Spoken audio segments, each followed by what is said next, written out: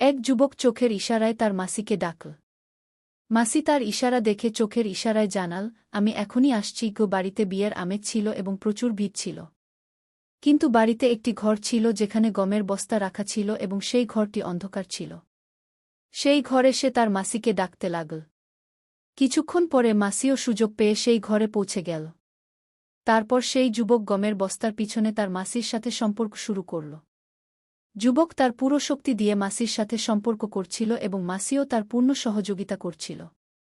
সেই ঘরে কেউ ছিল না, তাই তাদের দুজনের আওয়াজ ঘরে গুঞ্জরিত হতে লাগল। এই আওয়াজ তার ফুফাতো ভাই শুনে ফেল।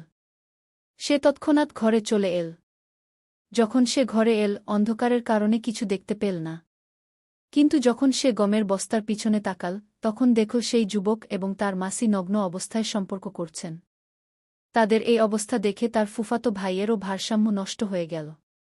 কিন্তু সে কিছু বলার আগেই তারা দুজনেই শেষ করে ফেল এবং বের হওয়ার জন্য প্রস্তুত হতে লাগল। যুবক বাইরে তাকাতেই দেখল তার ফুফাতো ভাই দাঁড়িয়ে আছে। তাকে দেখে যুবকের অবস্থা খারাপ হয়ে গেল। এখন সে ভাবতে লাগল, এটি সব দেখে ফেলেছে এবং সবাইকে বলে দেবে কি। তখন সে তার ফুফাতো ভাইকে অনুরোধ করতে লাগল যেন সে কাউকে কিছু না বলে। তার ফুফাতো ভাই তখন তাকে বলল, তুমি সম্পর্কগুলো কলঙ্কিত করছ এবং নিজের বাড়িতেই এমন অন্যায় কাজ করছ।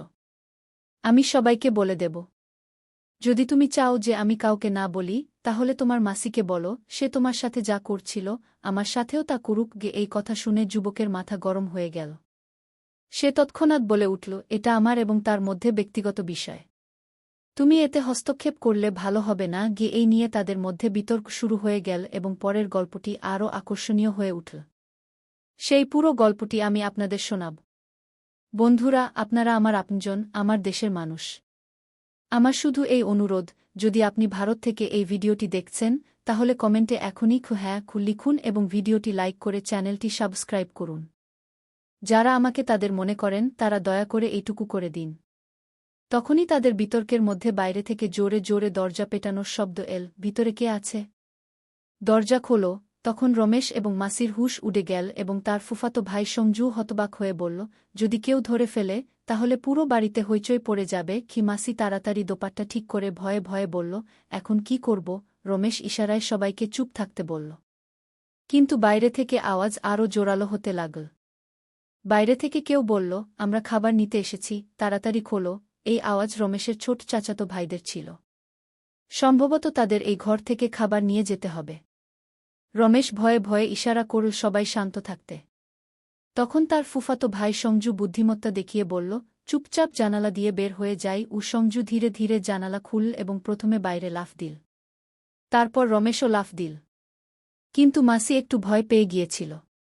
তবে রমেশ হাত ধরে তাকেও বাইরে নিয়ে এল। তিনজন তাড়াতাড়ি অন্ধকারে লুকিয়ে বাইরে বেরিয়ে গেল এবং আলাদা আলাদা দিকে চলে গেল যাতে কেউ সন্দেহ না করে। রাতে যখন সবাই বিয়ের আনন্দে মগ্ন ছিল, তখন রমেশ এবং সঞ্জু একা দেখা করল।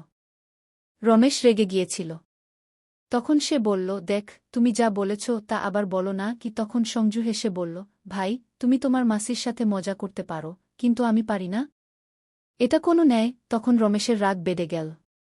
কিন্তু তখনই তার ফুফাতো ভাই সঞ্জু ধীরে ধীরে বলল, যদি তুমি চাও যে আমি কাউকে কিছু না বলি, তাহলে মাসিকে বলো, সে তোমার সাথে যা করেছে আমার সাথেও তা করুক। না হলে সকাল হওয়ার আগেই পুরো পরিবার জানতে পারবে তোমরা কি করেছ গিয়ে। এই কথা শুনে রমেশের রক্ত গরম হয়ে গেল। এখন সে ভাবতে লাগল, যদি কথা বেরিয়ে যায় তাহলে সম্মান মাটিতে মিশে যাবে কি। এখন তার কাছে শুধু দুটি পথ ছিল, হয় সঞ্জুকে কোনোভাবে চুপ করাতে হবে, নতুবা সঞ্জুর কথা মেনে নিতে হবে। তখন রমেশের মাথায় একটি বিপজ্জনক পরিকল্পনা এল। সে সঞ্জুকে চুপ করানোর জন্য যে কোনো কিছু করতে প্রস্তুত ছিল। যদি আপনি এখনও গল্পে আটকে থাকেন, তাহলে দয়া করে ভিডিওটি একটি লাইক করুন। এখন তার কাছে আর কোনো উপায় ছিল না, তাই সে গিয়ে পুরো ঘটনা তার মাসিকে বলল। যখন মাসি সব শুনল, তখন সে হতবাক হয়ে গেল এবং বলতে লাগল, যদি তোমার ফুফাতো ভাই সবাইকে আমাদের সম্পর্কে বলে দিলে কি হবে? এই কথা শুনে রমেশ তাকে বলতে লাগল, তুমিও কি সঞ্জুর সাথে কিছু করতে চাও? এ কথা শুনে তার মাসি রেগে গেলেন এবং বলতে লাগলেন, আমি পরিস্থিতি বিবেচনা করে কথা বলছি না যে তুমি নোংরা চিন্তা করছ সে বিষয়ে।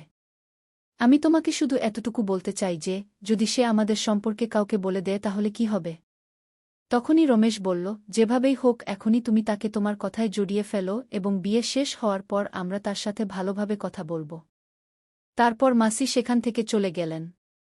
কিছুক্ষণ পরে রমেশের মাসি সঞ্জুর কাছে এলেন এবং তার সাথে মিশে গল্প করতে লাগলেন। কিন্তু সঞ্জু আগে থেকেই বেশ চালাক ছেলে ছিল এবং সে কথায় কথায় মাসিকে এখানে সেখানে টাচ করে দিচ্ছিল। কিন্তু মাসির মজবুরি ছিল, তাই তিনি কিছু বলছিলেন না। আর সঞ্জু বারবার তাকে একান্তে দেখা করার জন্য বলছিল, কিন্তু মাসি ক্রমাগত না করে যাচ্ছিলেন এবং বলছিলেন, এখন তো বিয়ে, অনেক লোকজন আছে, আমি চাই না যে আবার সেই সব হোক। তাই 2-3 দিন অপেক্ষা করো, তারপর তুমি তোমার মনের ইচ্ছা পূরণ করে নিও।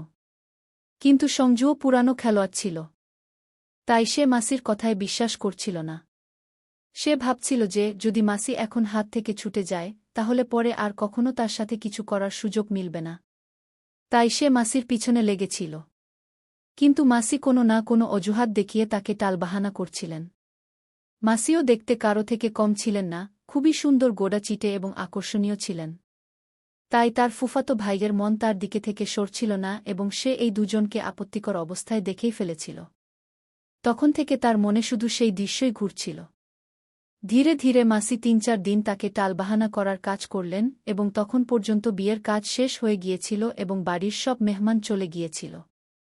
তখন মাসিও নিজের বাড়ি যাওয়ার প্রস্তুতি নিচ্ছিলেন। এমন সময় রমেশের ফুফাতো ভাই তার কাছে চলে এল এবং বলল, যদি আমার কাজ না হয়, তাহলে এটা বুঝে নিও যে আমি তোমাদের দুজনের কেলেঙ্কারি সবার সামনে ফাঁস করে দেব। এখন এ কথা শুনে মাসি ভয় পেতে লাগলেন এবং তিনি তৎক্ষণাৎ রমেশের কাছে পৌঁছে তাকে বললেন, আমি এই ছেলেকে কয়েকদিন ধরে বোঝাচ্ছি এবং তোমার কথা মতো 4-5 দিন ধরে টালবাহানা করছি। কিন্তু সে নিজের জিদ ধরে বসে আছে এবং মানছেই না। তখন রমেশ তাকে বলল, আপনি চিন্তা করবেন না, আমি এখন আমার মতো করে এই বিষয়টি হ্যান্ডেল করব। তারপর রমেশ তার ফুফাতো ভাইয়ের কাছে পৌঁছে তাকে বলল, ভাই, তুই তো আমার নিজের, তাহলে তুই আমার সাথে এ ধরনের কথা কেন বলছিস? তখন তার ফুফাতো ভাই বলল, আরে সে তো তোমার মাসি ইয়ার। তুই তার সাথে এত বড় অন্যায় কাজ করেছিস, আর যখন আমি বলছি তখন তুই না করছিস? যা তুই করতে পারিস তা আমি কেন পারব না? তখন সে বলল, ভাই, যদি তুই চাস, তাহলে আমি এই বিষয়ে তোকে এক এক করে সব কথা বলতে পারি যে এই পুরো মামলার শুরু কোথা থেকে হয়েছিল। তার ফুফাতো ভাইও কিছুটা মাতাল ছিল। তখন সে বলল, চল বল, শেষ পর্যন্ত শুরু কোথা থেকে হয়েছিল? তখন রমেশ তার গল্প বলা শুরু করল এবং বলল, আমি 2 বছর আগে আমার মাসির বাড়িতে গিয়েছিলাম এবং রাতে দারু পান করেছিলাম। আমার মাসাজি যে বিছানায় ঘুমাতেন, আমি সেখানে ঘুমিয়ে পড়েছিলাম। আর আমি জানতাম না যে কখনো কখনো আমার মাসিও শরাব পান করেন। আর সেদিন মাসিও শরাব পান করেছিলেন। সেদিন শরার নেশায় তিনি আমাকে মাসাজি ভেবে আমার কাছে এসে শুয়ে পড়েছিলেন। আমরা দুজনই নেশায় ছিলাম এবং ভুলবশত মাসি আমাকে মাসাজি ভেবে নিয়ে আমার সাথে ছেলেখেলা শুরু করলেন। আমি নেশায় থাকার কারণে নিজেকে নিয়ন্ত্রণ করতে পারিনি এবং মাসির সাথে সহযোগিতা করতে লাগলাম। কিছুক্ষণ পরে আমরা দুজন নগ্ন হয়ে গেলাম এবং আমি মাসির সাথে সম্পর্ক স্থাপন করতে শুরু করলাম। সম্পর্ক স্থাপনের সময় যখন আমি কিছু বললাম, তখন মাসি একদম চমকে গেলেন এবং তার ফোন তুলে ফ্ল্যাশলাইট জ্বালিয়ে দেখলেন যে মাসাজির জায়গায় আমি আছি। তখন তিনি বললেন, এটা তুই আমার সাথে কি করলি? আমি নেশায় ছিলাম এবং মাসিও নেশা ছিলেন। আমি বললাম, এখন মাসি, যা হয়ে গেছে তা হয়ে যাক। দুজন লোকই ঈশ্বরার নেশা ছিল, এই কারণে মাসিও আমার কথা মেনে নিলেন এবং তারপর আমাদের দুজনের মধ্যে সম্পর্ক হয়ে গেল। আর যখন একবার এমন হল, তখন আমাদের দুজনের সংকোচ কেটে গেল এবং যখনই সুযোগ পেতাম, আমরা দুজন সম্পর্ক স্থাপন করতাম। এ কথা শুনে তার ফুফাতো ভাই জোরে জোরে হাসতে লাগল এবং বলল, এখন তো এই কথা এক এক করে সবাইকে বলব। তখন রমেশ বলল, ভাই, আমি তোমাকে বিশ্বাস করে এই কথা বলেছি এবং তুই আমার সাথে এমন আচরণ করছিস? তখন সে বলল, তোমার মাসি এত সুন্দর, তাকে দেখলে যে কেউ তার উপর ফিসলে যাবে, তাহলে আমি কিভাবে ছেড়ে দেব? রমেশ অনেকক্ষণ ধরে তার ফুফাতো ভাইকে বোঝানোর চেষ্টা করল, কিন্তু তার বোঝার মধ্যে আসল না। তার আচরণ দেখে রমেশ বুঝে গিয়েছিল যে সে মানবে না, তাই সে তার ফুফাতো ভাইকে বললাম, চল, আমি কাল তোমার ব্যাপারে মাসির সাথে কথা বলবো এবং কাল দুপুরে আমি যেখানে বলব তুমি সেখানে চলে আসবে। আর তুমি যা ইচ্ছা করবে তা মাসির সাথে করে নেবে। এই কথা শুনে রমেশের ফুফাতো ভাই খুব খুশি হল এবং বলতে লাগল, আমি শুধু এটাই চাই। আর যদি কাল দুপুরের পর তোমরা কোনো নাটক কর, তবে আমি সন্ধ্যা পর্যন্ত সব কথা সবাইকে বলে দেব। তারপর রমেশ চুপচাপ সেখান থেকে চলে এল এবং বাড়িতে এসে শুয়ে পড়ল। সে সারারাত তার মাথায় এই চিন্তাই করতে লাগল যে এখন শেষ পর্যন্ত কি করা উচিত। পরের দিন সকালে সে সঞ্জুকে বলল, দুপুর 1টায় তুমি আমার বলা জায়গা চলে আসবে। কারণ বাড়িতে তুমি যা চাও তা সম্ভব নয়। তাই আমি মাসিকে 1টায় হাইওয়ের পাশের একটি জঙ্গলে ডেকেছি। সে সেখানে আসছে। আর আজ তুমি যা ইচ্ছা করবে তা আমার মাসির সাথে আমারই সামনে করে নেবে। আমি তোমাকে থামাব না, মাসিও তোমাকে মানা করবে না। এই কথা শুনে তার ফুফাতো ভাই খুশি হয়ে গেল। গল্পটি যদি ভালো লেগে থাকে তবে দয়া করে একটি লাইক দিয়ে দিন। সে তার বলা লোকেশনে পৌঁছে গেল। যখন সে সেখানে পৌঁছাল তখন রমেশ এবং তার মাসি বসেছিলেন। তখনই সঞ্জু দ্রুত মাসির কাছে পৌঁছে বলল, তাড়াতাড়ি করো, আমি নিয়ন্ত্রণ করতে পারছি না। যেই সঞ্জু মাসির কাছে পৌঁছাল অমনি রমেশ তার পকেট থেকে একটি ধারালো অস্ত্র বের করে সঞ্জুকে আঘাত করা শুরু করল। সে তখনই আঘাত করতে থাকল যতক্ষণ না সঞ্জুর প্রাণ বেরিয়ে গেল। তারপর সে সেখানেই জঙ্গলে একটি গাছের নিচে গর্ত খুঁড়ে সঞ্জুর লাশ পুঁতে ফেল। তারপর তার মাসি এবং রমেশ দুজনেই বাড়ি চলে এল।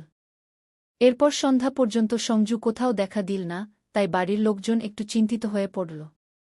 যখন তারা সঞ্জুর ফোন করল তখন তার ফোন সুইচ অফ দেখাচ্ছিল।